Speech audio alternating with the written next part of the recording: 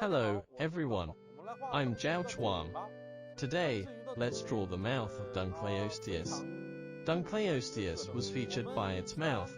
Although we call these structures at the front of its mouth teeth, they were not real teeth, but specialized plates on the face. This time, let's draw it in a front view, which would make it look ferocious. It's not easy to draw that look correctly. We should pay attention to the following points when drawing. First of all, the shape of its face looked flat and wide. We must get the shape right first. In addition, its eyes were very close to each other if viewed from the front, located on the top of its head. The cheeks looked huge. Its mouth looked like a simple serrated shape, but it was more complex, because each serration had a fixed structure. Now, let's draw the mouth of Dunkleosteus. Regarding the head of Dunkleosteus, we must focus on its teeth, and the proportion of its head when viewed from the front. Let's outline its head in a front view. First, we determine its position in the picture. Let's set the maximum height up here.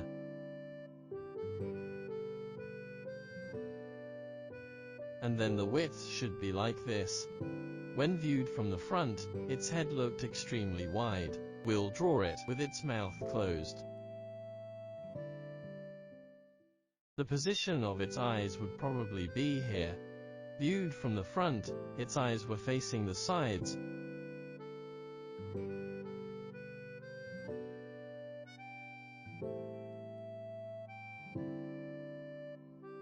Possibly with vertical pupils, as seen in some sharks.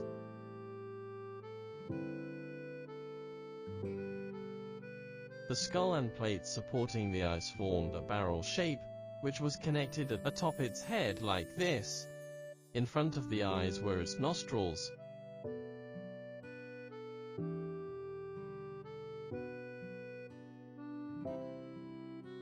Now, let's draw its teeth. In fact, these were not real teeth.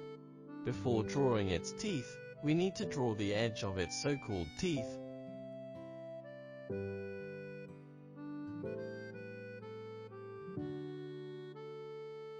On the top, there are two tooth-shaped structures.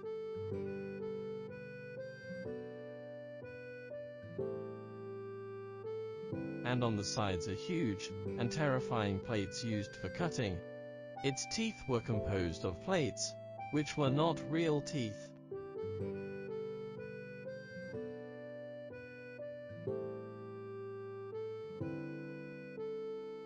According to the fossil, there should be a ridge here, which was possibly connected to the skin of its entire face.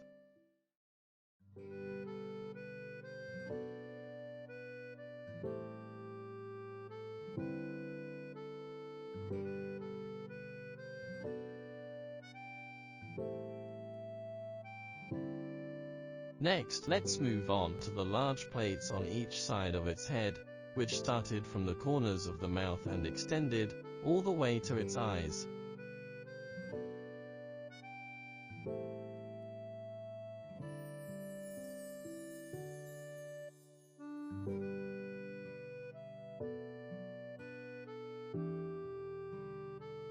We draw the two large plates like this.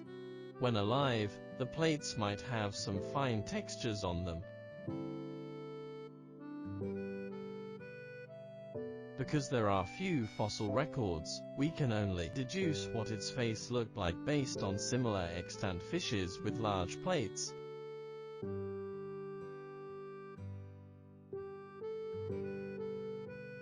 Then, we draw the top of its head. Now, let's move on to its lower teeth. There were two lower tooth-shaped structures in the middle, which correspond to the upper ones.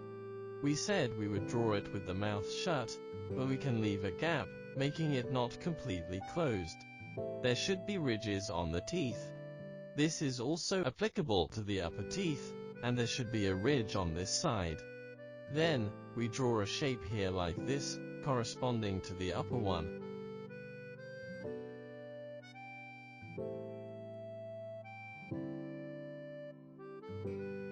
From here, we draw the lip-like structure on the lower jaw.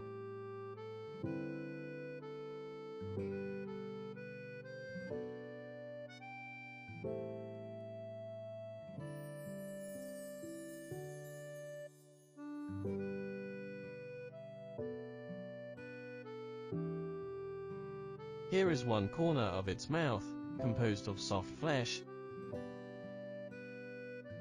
and so is the other corner. Then we draw its lower jaw.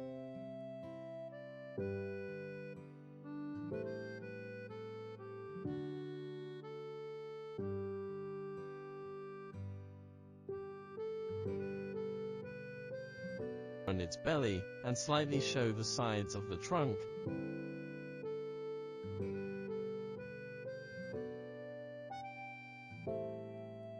This is its back.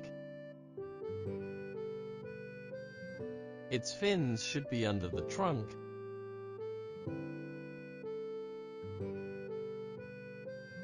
Finally, let's fill the mouth with dark colors.